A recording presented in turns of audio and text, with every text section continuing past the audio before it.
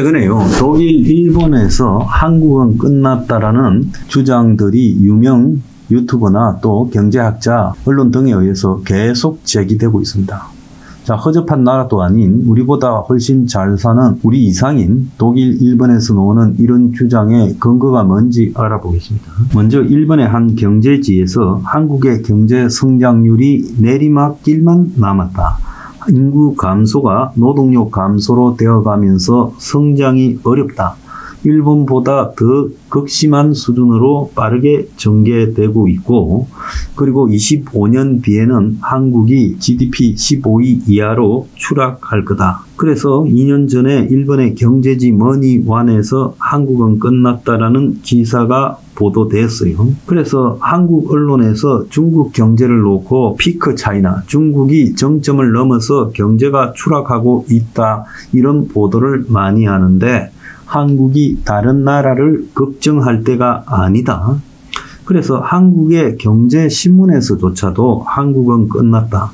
성장률 0%대 추락은 시간 문제다. 2년 전에 그렇게 어두운 기사를 낸다고 일본 언론이 보도했는데 지금 올해 그것이 가시화됐죠. 그래서 한국의 성장률이 80년부터 2023년까지 추세를 보면 한때 80년대 초에 13% 넘었던 성장률이 22년에 2.6, 그리고 23년에 1.4, 그리고 2년 더 지났는데 작년에는 1%, 올해는 0%대로 급속하게 추락하고 있어요. 자, 그래서 80년대는 한 9% 근접한 수준이었어요. 평균이요. 그런데 90년대는 7%대, 그리고 2000년도 초반 10년에는 5% 미만, 그리고 2010년대에는 3%대, 그리고 2020년대는 1%대로 지금 추락하고 있다는 거예요. 그래서 성장의 내리막길이 본격적으로 시작됐고 여기서 벗어나지 못하고, 여기서 제일 중요한 게 인구 감소에 의한 노동력 감소가 제일 심각하다. 그래서 잠재 성장률이 한국이 떨어지고 있는데, 잠재 성장률은 노동과 자본의 생산성을 이용해서 인플레이션을 유발하지 않고 최대치로 달성할 수 있는 경제 성장률을 말하는데, 잠재 성장률이요. 한마디로 한국 정부가 인위적으로 돈을 풀거나 국가 주도로 무슨 주경을 편성해서 이렇게 노력하지 않고 자연스럽게 내버려 뒀을 때 얼마나 성장할 수 있는가를 말하는 거예요. 골드만삭스 글로벌 투자 연구소 보고에서는 한국은 G9에 결코 들어갈 수 없다. 2022년까지만 해도 12위였지만 2050년에는 15위 밖으로 떨어지고, 그리고 2075년에는 순위권에 들지도 못할 것이다. 그래서 한국이 기대하는 9이라는 것은 꿈에 불과하다라고 말을 했어요. 그래서 여기에 더해서요, 유명한 독일의 유튜버가요, 한국은 끝났다고 최근에 이야기를 해서 지금 큰 화제가 되고 있습니다. 구독자가 2,300만이나 되는 독일의 유명한 과학 채널이 한국의 미래를 예측을 했는데, 저출산이 근본 원인으로 2060년에 모든 방면에서 저출산으로 인한 사회적 붕괴가 시작이 될 거다. 여기에 더해서 저임금, 고생활비, 가부장 문화도 문제가 되어서 한국이 무너지고 있다는 거예요. 구독자 2,380만을 보유한 독일의 한 유튜버 채널이 한국은 끝났다고 사우스 코리아 이즈 오버라는 섬뜩한 제목하에 경고를 내놨어요. 지금 한국의 낮은 출산율을 감안할 때 수십 년 후에는 국가 소멸에 이를 것이다. 지금 한국에서는 출산율이 올해 조금 늘어났다, 어쩐다, 결혼이 늘어났다 하지만은 이것은 정부 지원 등으로 인한 일시적인 효과고, 늘어난 출산율이나 결혼 또한 형편없는 수준이라는 거예요. 그래서 독일의 유명한 과학 채널 쿠르츠 게작트, 이 말은 독일말로 간단히 말하면 이런 뜻이래요. 그래서 이 채널이 지난 4월 2일 한국은 끝났다라고 하는 영상을 올렸어요. 2060년이 되면 한국 사회가 인구, 통계, 경제, 사회, 문화, 군사 등 모든 면에서 붕괴되기 시작할 것이다. 2065년이면 35년 뒤입니다.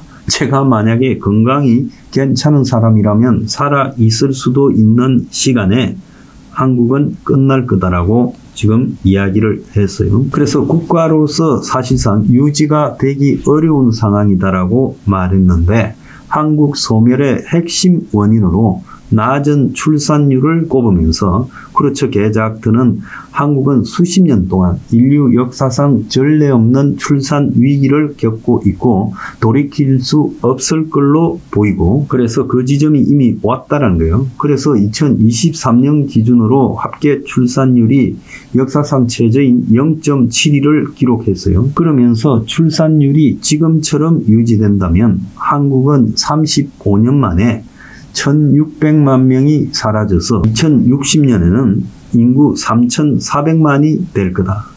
지금 한 3년 전부터 한국 인구가 줄고 있지요.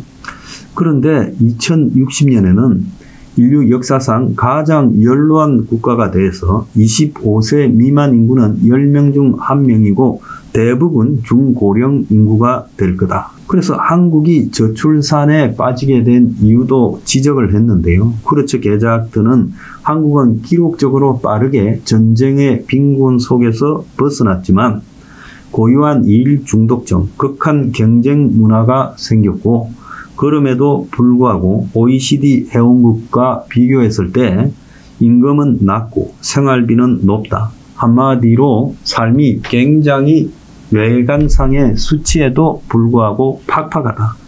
그래서 다른 북위에 비해서 출산, 휴가 이런 가족을 위해 쓰는 비용마저 매우 적다라는 거예요. 그러다 보니까 가부장적인 문화까지 겹쳐져서 저출산 문제 악화의 주범이 되고 한국 남성은 집에서 육아나 집안일을 하지 않으면서 여성이 임신 후에 직장을 유지하려면 많은 일을 해야 되는데 한국의 사회 시스템도 이러지 못하고 그래서 우리가 공적인 육아를 강조하는 거예요. 많은 남성이 가족 생계를 책임지고 경력을 쌓아야 된다는 사회 기대에 압도하고 있어 출산율이 낮을 수밖에 없다. 제가 출산율을 높이는 방법은 원가 주택이고 또 더 나아가서 사교육을 폐지해야 된다 말을 했지요. 그런데 이 독일의 유튜버 채널은 사교육 폐지, 주거 문제를 거론하지 않아도 이렇게 심각하게 진행되고 있다고 말하고 있어요. 그래서 한국을 본받아서 우리 모두가 엄청나게 조심해야 된다. 이런 이야기까지 했습니다. 그래서 곧 경제 붕괴가 시작되고 독일의 유튜브 채널은요, 사회 문화도 무너지고 그리고 이제 경제와 문화가 동시에 무너지면서 멸망으로 가게 되고 인류 역사상 가장 기행적으로 무너져가는 망해가는 국가에도 불구하고 한국인들이 그것을 깨닫지 못하고 있다는 것이 신기하다. 이렇게 말하고 있습니다. 그러면서 한국이 자랑하는 불닭볶음면도 오징어 게임도 K-팝도 한국의 이런 문화도 다 소멸될 거다. 그래서 인구 경제 측면뿐만 아니라 사회적 영향력도 문화적 영향력도 군사적으로도 붕괴할 거라고 말하고 있어요. 연금 시스템이 유지되려면 통상 은퇴자 1명당 근로자 2~3명의 세금이 필요한데 2060년에는 한국은 근로자 1명이 은퇴자 1명을 감당하지도 못하게 될 거다. 노동인구는 2023년 3,700만에서 35년 뒤에는 1,700만으로 반토막 이하가 될 거고 2040년대부터 한국은 GDP가 급감하며 영구적인 경기 침체에 빠져들 거다. 2060년에는 25세에서 35세 청년층의 인구가 5%고 대부분이 형제 자매 없이 성장하면서 성격적으로도 문제가 발생할 거고 한류 문화도 결국 붕괴될 거다. 그리고 국방 문제를 지적했는데요. 영상은 남북이 휴전인 상태에서 병력 감소로 국방에 심각한 문제가 벌어지는데 현재 전투 가능 연령대의 5%가 한국에서 군에 복무하지만 2060년대는 15%까지 늘려야 될 거다. 이렇게 말하고 있습니다. 그런데 이 한국은 끝났다는 이 문제가요. 우리는 지금 대선을 앞두고 대선 의제에 이런 것이 포함되어야 되는데 아무런 이러기와 관련된 노력을 안 하고 있어요. 자, 일본, 미국, 독일만 그러는 게 아니라 머스크도 한국에 대해서 지금 경고를 하지 않았습니까? 일론 머스크가 이런 말을 했지요. 한국 인구 3분의 2가 한 세대마다 사라질 거다. 3세대 안에 한국은 현재 인구의 6%, 330만 명 미만으로 떨어질 거고 그것도 대부분이 60대 이상일 거다. 이렇게 말을 하고 있어요. 조앤 윌리엄스 캘리포니아 주립대 교수도요. 와, 대한민국 완전히 망했네요 라는 영상을 통해서요. 머리를 쥐어 뜯으면서 오버 액션을 했죠. 그때 정말 충격적이다. 큰 전염병이나 전쟁이 없이 저렇게 낮은 출산율은 처음이다. 조앤 윌리엄스의 경고와 조언은 매우 상식적이에요. 일하는 방식에 혁명이 일어나야 된다. 한국처럼 장시간 일하는 환경에서 자녀가 없는 것은 놀랄 일이 아니다.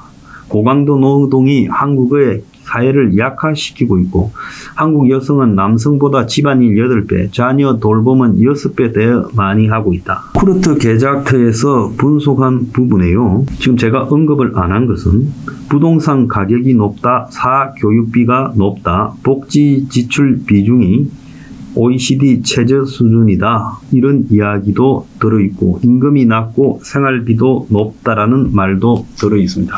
이런 문제가 전부요. 제가 말한 5+3에 들어있습니다. 자, 거기에 보면 뭐가 있습니까? 원가주택. 지금 주거 비용을 줄이지 않으면 한국은 살아날 방법이 없어요. 사교육 폐지해서 공교육으로 흡수해서 가야 된다. 사교육비를 줄이지 않으면 살아날 방법이 없어요. 그리고 또 더 나아가서 보육이나 요양을 이제 국가가 공영적으로 해야 된다. 그리고 일자리가 점점 소멸돼 가니까 경제 불안개가 더 빨라지고 자식을 안 낳죠. 그래서 일자리를 국가가 이제 창출해야 된다. 그리고 자영업자를 좀먹는 플랫폼을 없애야 되고 외노자를 추방해서 일자리를 유지하도록 해야 된다. 그리고 앞으로 병력 부족이기 때문에 핵무장을 해야 된다. 전부 다 들어있잖아요. 그런데도 이번 대선에서요. 경제 분야 토론에서 이런 거 언급하는 인간이 하나도 없어요.